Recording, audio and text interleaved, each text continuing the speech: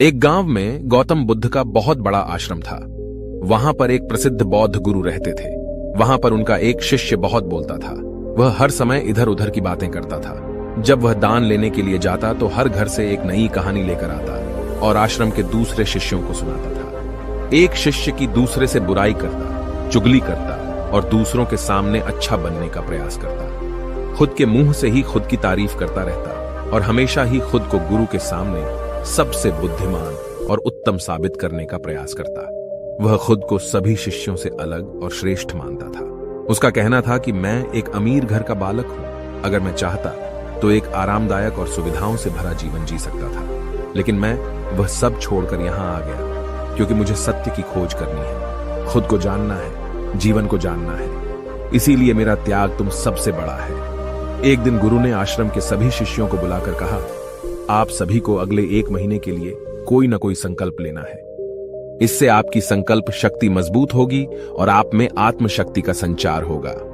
आप सभी अपने सामर्थ्य के अनुसार कोई भी संकल्प ले सकते हैं और यदि 1 महीने से पूर्व आप में से जिसका भी संकल्प टूट जाएगा तो वह अपनी पुरानी दिनचर्या में वापस आ जाएंगे। सभी शिष्यों ने अपनी शक्ति के अनुसार छोटे बड़े संकल्प लिए और गुरु को अपने अपने संकल्प के बारे में बताकर वहां से चले गए।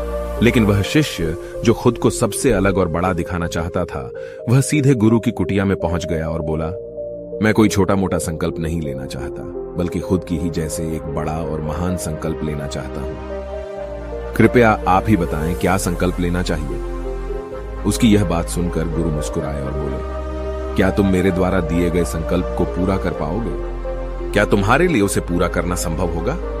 शायद नहीं। वह तुम्हारे लिए संभव नहीं है, तुम उसे पूरा नहीं कर पाओगे। इसीलिए तुम खुद ही कोई संकल्प ढूंढो। शिष्य ने कहा, नहीं गुरुदेव, आप जो भी संकल्प मुझे देंगे मैं जरूर उसे पूरा करूंगा। गुरु ने कहा, ठीक है, तो तुम अगले 1 महीने तक चुप रहो, मुंह से एक शब्द भी नहीं निकालोगे। यही तुम्हारा संकल्प है। शिष्य ने कहा, गुरुदेव, यह भी कोई संकल्प है? यह तो बहुत ही आसान है। 1 महीने तक चुप ही रहना है।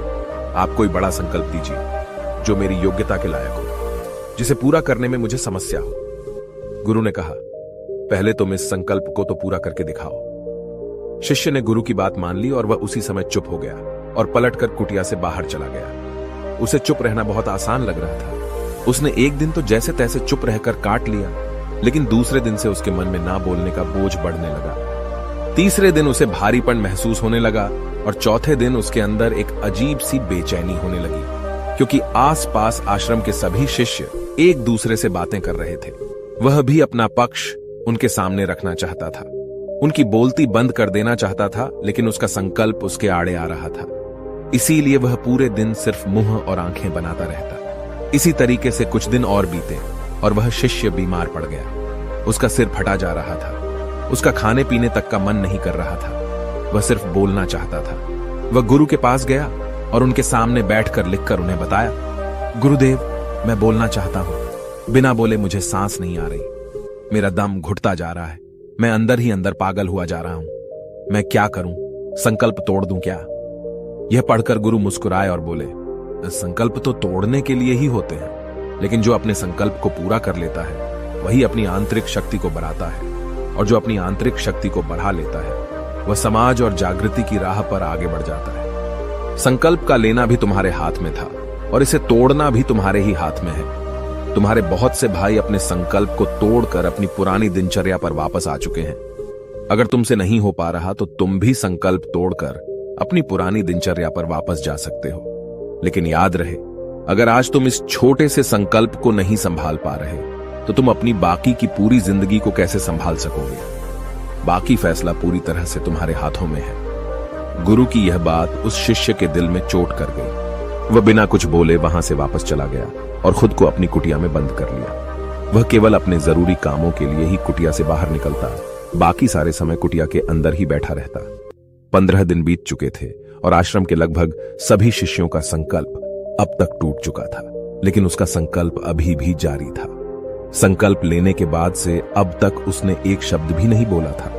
सारा आश्रम हैरान था कि इतना बोलने वाला इंसान चुप कैसे हो गया। 15 दिन बीतने के बाद वह दोबारा अपने गुरु के पास गया और लिखकर बताया है, गुरुदेव, मैं बाहर से तो चुप हूं, लेकिन मेरे भीतर बहुत सी आवाजें हैं, बहुत सी चीख पुकार और शिकायतें हैं। मैं अंदर ही अंदर बात करता रहता हूं। मेरा मन तरह तरह के प्रश्न पूछता रहता है। मैं बाहर से जितना मौन हूं, भीतर से उतने ही शोर शराबे से भरा हुआ हूं। क्या इस तरह से मेरा संकल्प अभी भी जारी है? गुरु ने कहा, हां, तुम्हारा संकल्प अभी भी जारी है, लेकिन जब तक लोगों की यह आवाजें तुम्हारे कानों में पड़ती रहेंगी, तुम्हारा मन बोलता रहेगा, क्योंकि इसे तो आदत है बोलने की। तुम भले ही बाहर से चुप रहो, लेकिन तुम अंदर ही अंदर बोलते रहोगे। तुम्हें इन बातों से, इन आवाजों से दूर जाना पड़ेगा। शिष्य गुरु को प्रणाम कर वहां से चला जाता है और सुबह होते ही अपनी कुटिया छोड़कर जंगल की तरफ चला जाता है। कई दिन बीत जाते हैं, संकल्प का समय भी पूरा हो जाता है,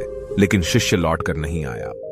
आश्रम में सभी को डर था कि कहीं जंगली जानवर ने उसे खा ना लिया हो। इस बीच उसे ढूंढने की बहुत कोशिश की गई, लेकिन वह कहीं नहीं मिला। सभी गुरु भाइयों ने मान लिया था कि जंगली जानवरों ने उसे अपना शिकार बना लिया है, लेकिन गुरु को ऐसा नहीं लगता था। एक दिन आश्रम का एक अन्य शिष्य गुरु के पास आया और बोला, गुरुदेव, हमारे उस अधिक बोलने वाले भाई के साथ क्या हुआ होगा? क्या जानवर ने उसे मार दिया होगा? गुरु ने कहा, हो सकता है कि जानवरों ने उसे अपना शिकार बना लिया हो, लेकिन उसके न लौटने की एक दूसरी वजह भी हो सकती है। शायद उसे वह मिल गया है जिसके लिए वह गया था। फिर शिष्य ने पूछा, गुरुदेव, क्या ज्यादा बोलना इतना हानिकारक होता है? गुरु ने कहा, इंसान के जीवन के बहुत सारे दुखों में से एक दुख यह भी है कि वह कभी चुप नहीं रह सकता, हमेशा कुछ ना कुछ बोलता ही रहता है। सिर्फ हमारे बोलने के कारण हमारे आधे से ज्यादा दुख पैदा होते हैं। परिवार के अधिकतर झगड़ों की वजह हमारा बेमतलब बोलना ही होता है। हम में से कोई भी चुप नहीं रहना चाहता। हम बस सामने वाले को सुना देना चाहते हैं। जो भी हमारे मन में है, सब निकालकर उसके मन में बैठा देना चाहते हैं। उसे समझा देना चाहते हैं कि देख, तू गलत है और मैं सही। और इस तरीके से सब एक दूसरे की सड़ी गली बातों को ग्रहण कर रहे हैं। इस तरीके से सुनने और सुनाने का यह काम जिंदगी भर चलता रहता है।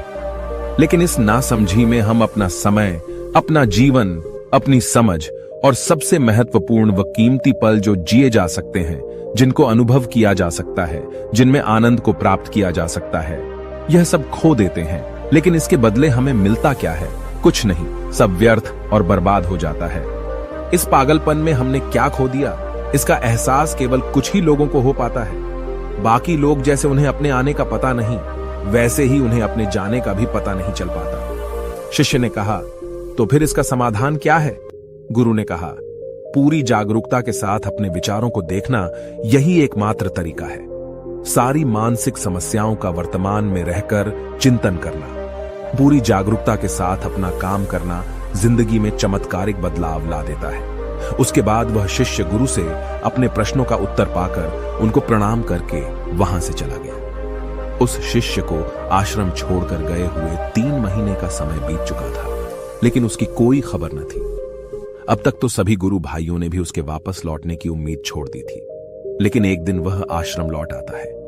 उसे देखकर सभी के आश्चर्य और खुशी का ठिकाना न रहा। लेकिन अब वह नहीं था जो यहां से गया था, वह कुछ और ही बनकर वापस आया था। उसके अंदर एक गजब का बदलाव महसूस किया जा सकता था। उसके चेहरे पर एक गजब का ठहराव और आंखों में बनी शांति थी। आश्रम में आते ही सभी गुरु भाइयों ने उसे चारों तरफ से घेर लिया और बातें करने लग गए। वह भी अपने गुरु भाइयों से बातें करने लगा। उससे बात करने वाले सभी ने यह अनुभव किया कि अब वह पहले जैसा उतावला और बातूनी नहीं रह गया था। उसके मुंह से एक एक शब्द बहुत ही सुलझे हुए और मधुरता के साथ निकल रहे थे। थोड़ी देर तक गुरु भाइयों से बात करने के बाद वह सीधा गुरु की तरफ चला गया। उसने गुरु के चरण छुए और कहा, गुरुदेव, क्या मैं अब भी मौन हूं? क्या अब भी मेरा संकल्प जारी है? गुरु ने कुछ देर तक शिष्य की आंखों में बड़े ध्यान से देखा और कहा, हां, तुम अब भी मौन हो। तुम्हारे मुंह से एक भी शब्द निकल नहीं रहा और तुम्हारा संकल्प अभी भी जारी है। शिष्य ने कहा, गुरुदेव, जब मैं आश्रम से गया तो मैं मुंह से तो चुप था, लेकिन मेरे अंदर बहुत सी आवाजें थीं। मन में बहुत से प्रश्न थे और वह बंद नहीं हो रहे थे, तो मैं जंगल में चला गया, इस उम्मीद से कि वहां मुझे शांति मिलेगी और मेरे मन की बकबक कम हो जाएगी। लेकिन मैं जितना एकांत में जाता गया, मेरे अंदर की आवाज उतनी ही तेज होती गई। मेरे भीतर की पुरानी से पुरानी आवाज मुझे सुनाई देने लगी। तब जाकर मैंने महसूस किया कि मैं कितना गलत कर रहा था। जब मैं अपने परिवार वालों, दोस्तों को और गुरु भाइयों को बुरा भला कहता था तो उस समय मुझे लगता था कि मैं सही कह रहा हूं। जब मैं गुरु भाइयों की एक दूसरे से चुगली करता था और उनका मजाक बनाता, तब भी मुझे यही लगता था कि मैं उनसे बेहतर हूं और मैं सही कर रहा हूं। लेकिन उस दिन मैंने पहली बार महसूस किया कि मैं कितना गलत बोलता था। काफी दिनों तक ये आवाजें, ये शिकायतें मेरे अंदर चलती रहीं, लेकिन धीरे धीरे करके एक दिन ये सारी आवाजें मेरे अंदर से समाप्त हो गई। अब मैं भीतर से भी मौन हो गया। उस घने जंगल में बाहर से कोई बोलने वाला था नहीं और भीतर कोई आवाज बची ही नहीं थी, और मैं उस दिन पहली बार मौन का सही अर्थ समझा। मेरे चारों तरफ बहुत शांति थी। हालांकि अभी भी कुछ आवाजें आ रही थीं जो पहले भी आती थीं, लेकिन मैं उन्हें सुन नहीं पाता था। पर अब वह सभी आवाजें मुझे स्पष्ट रूप से सुनाई दे रही थीं। हवा के चलने की आवाज, चिड़ियों के चहकने की आवाज और पानी के बहने की आवाज। ये सभी आवाजें मैंने पहली बार पूरे होशपूर्वक सुनी। अपने चारों तरफ इतनी शांति मैंने पहले कभी महसूस नहीं की थी। तो इस शांति को भंग करने के लिए मैंने पहली बार अपने मुंह से कोई शब्द निकाला। मैं चिल्लाया, हे ईश्वर, ये कैसी शांति है? सभी कुछ इतना शांत क्यों है? ऐसा क्या हो गया? लेकिन मेरे चिल्लाने के बाद भी शांति भंग नहीं हुई। सब कुछ पहले जितना ही शांत था, बाहर भी और भीतर भी। हे गुरुदेव, मैंने अपने गुरु भाइयों से बात की, मैंने आपसे बात की। मैं बोल रहा हूं, मैं चल रहा हूं, मैं सब कुछ देख रहा हूं, लेकिन मैं अपने भीतर एकदम एकांत में हूं, मौन में हूं, भीड़ में होता हूं, तब भी भीतर से अकेला एकांत में होता हूं।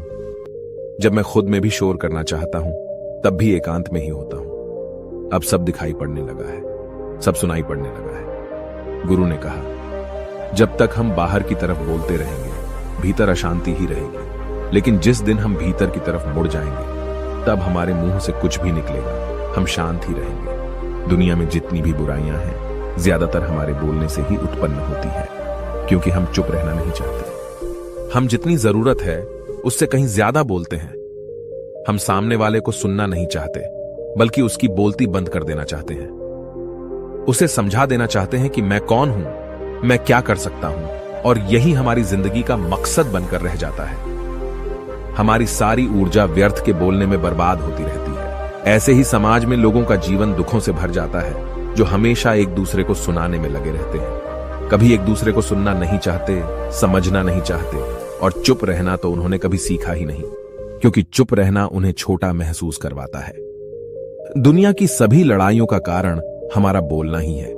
इसलिए हमें सिर्फ उतना ही बोलना चाहिए जितना जरूरी हो, क्योंकि व्यर्थ का बोलना ऊर्जा को नष्ट करना है, और यह बोलना ही हमें कभी अपने भीतर की ओर लौटने नहीं देता, क्योंकि यह हमें बाहर की ओर खींचकर रखता है, और बाहर है ही क्या इस संसार के अलावा।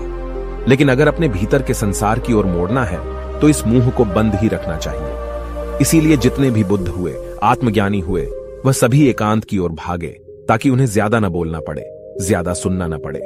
वह एकांत में रहे और शांत रहे, इसीलिए आसानी से भीतर की यात्रा कर पाए। लेकिन अगर कोई चाहे तो इस संसार में रहकर भी एकांत में रह सकता है, शांत रह सकता है। लेकिन इसके लिए उन्हें अपनी ऊर्जा बचानी होगी, जिसे वह अब तक अपने व्यर्थ के शब्दों में बर्बाद कर रहे थे। दोस्तों, इस कहानी की सीख यही है कि व्यर्थ का बोलना ऊर्जा को नष्ट करना है। ज्यादा और व्यर्थ बोलना ही हमें अपने भीतर की ओर लौटने नहीं देता, क्योंकि यह हमें बाहर की ओर झुकाए रखता है, और जिन्हें भीतर की यात्रा करनी है, उन्हें अपने मुंह को बंद ही रखना चाहिए।